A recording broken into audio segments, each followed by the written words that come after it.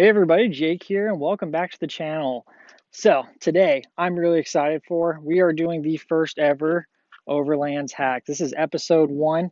I'm really wanting to do these for a while. We've been working on a couple different ideas and a couple different ways to do them, but I think I've finally figured out a way that I think will be of most entertainment to you guys as the viewers. And I'm excited to share all the knowledge that I've acquired through a few years of off-roading and stuff like that. And I've been super excited to push these all on to all you as the viewers. So I think what we're going to do here is when we're doing our overland hacks, we're just going to keep going through them. There's a lot to cover, so we're just probably just going to do subjects. So today's subject is going to be all about tires.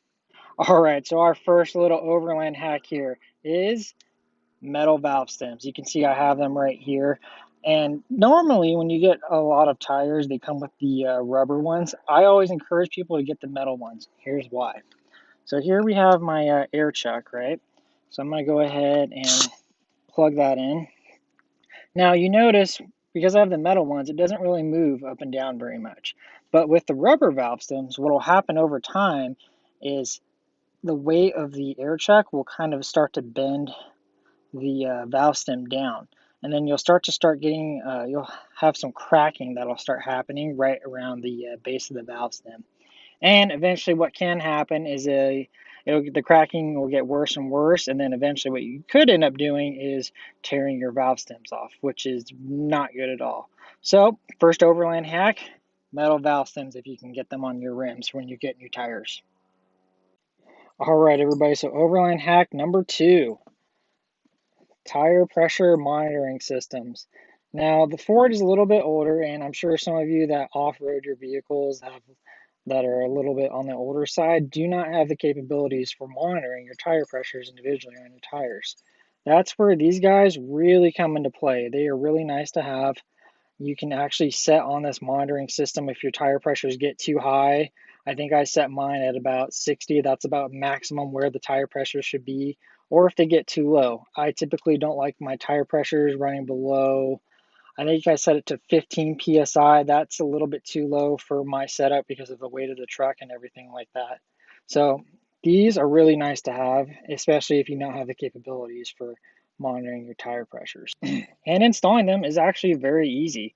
You saw up top earlier on the center console where we had our cigarette lighters, and then we basically just plug it right into there, and then that is where our display is. And then you basically just screw on your little tire monitoring sensors on each one of your valve stems on all four all four tires of your vehicle, and you're set to go.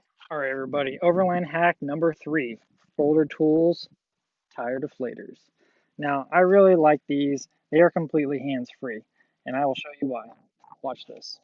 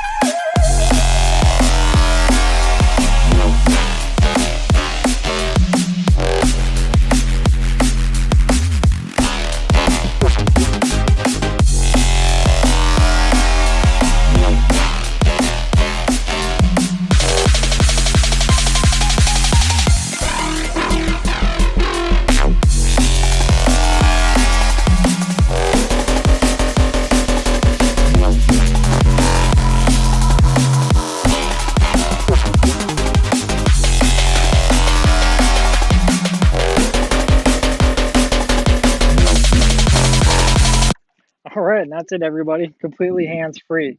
The only thing you have to do with these guys is literally just screw them on to all four of your tires. And the only other caveat is you do a little bit of presetting before you set them, but that's it. You basically, once you set them up, once you what you can do is you put a little indicator. That's kind of what I did on mine. That way I can see if it gets out of alignment, because they get bounced around a little bit in the bag because of, you're going to be off-roading, stuff moves around. But super easy. Screw them on. You don't have to go like certain deflators. You have to go to each individual tire, go to this one, put it in, undo the plunger, deflate that, put the stem back on, and then do all 4 tires. This, you do all 4 tires simultaneously. So, Overland hack number 3, Boulder Tools tire deflator. All right, so Overland hack number 4. We're going to talk specifically about tire selection. Now, a lot of factors go into tires, and a lot of people have a lot of different personal preference. Me personally, I look at 3 basic factors. One's the cost. I definitely want to have tires that I'm going to be able to buy over and over again if I find a really good tire that I like.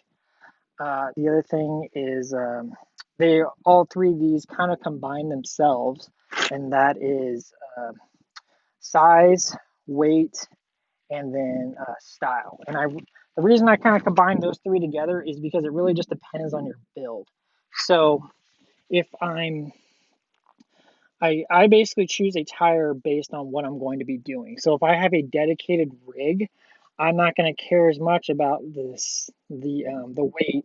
I'll probably get a heavier tire that's probably a mud terrain that's a lot more aggressive in style.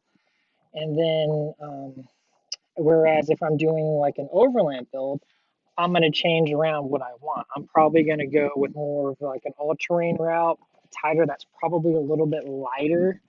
And the reason being is when I'm doing an overland build, I want something that's not only going to be a good tire, but I also want something that's going to as well give me good miles per gallon.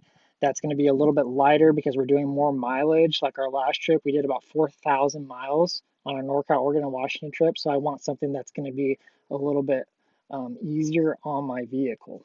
So those are some other things to think about. And then the third factor that I really think about is how long they're going to last. That's very huge for me. We do a lot of mileage on our vehicle, as previously stated. So I want a tire that's going to last for a long time. The best way to do that is really realistically to check out reviews. And the other thing is you're just going to have to try the tires out for yourself and really see whether or not you like them.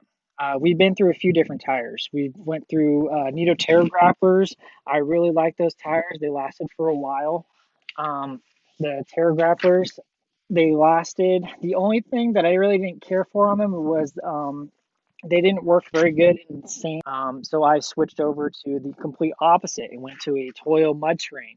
That didn't work for our build at all because it was a really heavy tire and that was too aggressive to the point where it was just too much weight. I think those tires, they weighed up to like 80 pounds per tire, and that was too heavy. It killed our gas mileage, so it wasn't really what we were looking for.